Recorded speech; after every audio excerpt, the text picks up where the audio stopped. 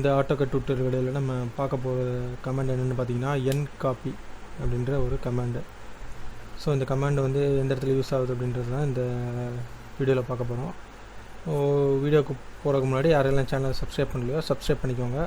So AutoCAD வந்து basics லெவல்லேருந்து up to ஒரு professional level வரைக்கும் நம்ம கற்றுக்கலாம். வாங்க வீடியோவுக்கு போகலாம். ஸோ இது வந்து முக்கியமாக எந்த இடத்துல யூஸ் ஆகும் அப்படின்னா, ஒரு வேறு ஒர்க் ஸ்பேஸில் இருக்கிற ஆப்ஜெக்டிவோ எதையோ ஒன்று நீங்கள் காப்பி பண்ணீங்க அப்படின்னா அந்த டைமில் இது உங்களுக்கு யூஸ் ஆகும். எப்படி அப்படின்றத இப்போ பார்க்கலாம். இப்போ இந்த மாதிரி ஒரு பிளாக் இருக்குதுன்னு வச்சுக்கோங்க. ஃபுல்லாக என்டையர் திங்ஸ் இல்லைனா ஒரு சர்டன் திங்ஸ் வந்து உங்களுக்கு பிளாக்காக இருக்குது. இப்போ வந்து இதில் இருக்கிறது ஆல்மோஸ்ட் எல்லாமே ஒரே பிளாக்காக இருக்குது. ஒரு மெக்கானிக்கல் ரூம் மாதிரி ஏதோ ஒன்று. ஸோ ஃபுல்லாகவே வந்து உங்களுக்கு பிளாக்காக இருக்குது. சின்ன டேங்க்கு, ஸோ பங்கர், கேஸ் எல்லாமும் இருக்குது. ஸோ எல்லாமே சேர்ந்து ஒரு பிளாக்காக இருக்குது. இந்த மாதிரி பிளாக்காக இருக்கிறதுலேருந்து சில ஐட்டம்ஸ் மட்டும் உங்களுக்கு உங்களோட ஆக்சுவல் ஒர்க் ஸ்பேஸ், அதாவது மாடல் ஒர்க் ஸ்பேஸ்க்கு வேணும்.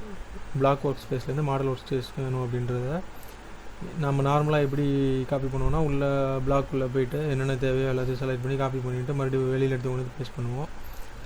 இன்கேஸ் உங்களுக்கு ஸ்கேலிங் எதுவும் பிளாக் வேறு ஸ்கேலில் இருந்து இங்கே மாடல் ஸ்பேஸில் வந்து வேறு ஸ்கேலில் வச்சுருந்தீங்க அப்படின்னா உங்களுக்கு அப்படி உள்ளே போய்ட்டு வெளியில் வரும்போது உங்களுக்கு ஸ்கேலிங் ப்ராப்ளம் வேறு வரும். அந்த ப்ராப்ளம்லாம் வந்து அவாய்ட் பண்ணுறதுக்கு சிம்பிளாக நம்ம எப்படி காப்பி பண்ணுறது அப்படின்றது தான் வந்து இதில் நம்ம பார்க்க போகிறோம். அண்ட் இன்கேஸ் நீங்கள் பிளாக்குள்ளே போனீங்கன்னா கூட உங்களுக்கு சில விஷயம் பிளாக்காக இருக்கும்.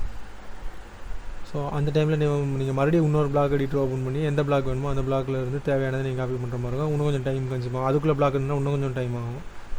ஸோ அந்த மாதிரி ப்ராப்ளம் அவாய்ட் பண்ணுறதுக்கு தான் வந்து இந்த NCOPY அப்படின்ற கமாண்டு. இப்போ இதில் பார்த்தீங்க அப்படின்னா ஜஸ்ட் NCOPY அப்படின்னு நீங்கள் கமாண்டை டைப் பண்ணிங்கன்னா போதும். எந்தெந்த ஆப்ஜெக்ட் வேணும்னு சொல்லிட்டு செலக்ட் பண்ணணும். ஸோ பிளாக்குள்ளே இருக்கிற எந்த ஆப்ஜெக்ட் வேணும்னு நீங்கள் செலக்ட் பண்ணிக்கலாம். ஃபார் எக்ஸாம்பிள் அந்த பிளாக் டேரக்ட் பிளாக்கில் உள்ளதையும் நெஸ்டட் பிளாக்கில் உள்ளதையும் செலக்ட் பண்ணுறேன். செலக்ட் பண்ணிங்கன்னா ஜஸ்ட் நீங்கள் பிக் பண்ணி ட்ராக் பண்ணிங்கன்னா எப்படி நம்ம காப்பி பேஸ்ட் பண்ணுறோமோ அந்தமாதிரி உங்களுக்கு பிளாக்குள்ளேருந்து காப்பி ஆகி அதே ப்ராப்பர்ட்டிஸோட, அதில் என்னென்ன ப்ராப்பர்ட்டிஸ் ஆல்ரெடி அசைன் ஆகிருக்குதோ அதே ப்ராப்பர்ட்டிஸோட வெளியில் வந்துடும். இப்போ பார்த்தீங்கன்னா தெரியும், நம்ம செலக்ட் பண்ண 2 சேனல்ஸும் வந்துருச்சு. இந்த சைடு செலக்ட் பண்ண டெஸ்ட்டும் வந்து உள்ளே என்ன ப்ராப்பர்ட்டிஸோட ஆல்ரெடி இருக்குதோ அப்படியே பக்காவாக நம்மளோட மாடல் ஒர்க் ஸ்பேஸ்க்கு வந்துருச்சு. ஒரு சின்ன எரரும் இல்லாமல் அதில் நமக்கு எப்படி இருக்குதோ அதே இதுக்கு வந்துடும். அண்ட் ஸ்கேலிங் ப்ராப்ளமும் இதில் வராது. உங்களுக்கு விஷுவலாக என்ன ஸ்கேல் தருதோ அதே ஸ்கேலுக்கே வந்து காப்பி ஆகி வந்துடும். வேறு என்ன ப்ராப்பர்ட்டிஸும் உங்களுக்கு சேஞ்ச் ஆகாது. அண்டு ஒர்க் பண்ணுறதுக்கு ரொம்ப ஈஸியாக இருக்கும். ஜஸ்ட்டு சிங்கிள் கமாண்டில் வந்து நீங்கள் உள்ளே உள்ளதெல்லாம் காப்பி பேஸ்ட் பண்ணி வெளியே எடுத்துடலாம். அண்ட் எல்லாம் ட்ரை பண்ணி பாருங்கள். ஒரு சிம்பிளான கமாண்ட் தான், ஆனால் நிறைய இடத்துல யூஸ் ஆகும். ட்ரை பண்ணி பாருங்கள். அண்டு வேறு எதாவது டவுட்ஸ் உங்களுக்கு இருந்ததுன்னா கமெண்ட்ஸ் லீவ் பண்ணுங்கள். உங்களுக்கு நான் சீக்கிரமாக ரிப்ளை பண்ணுறேன்.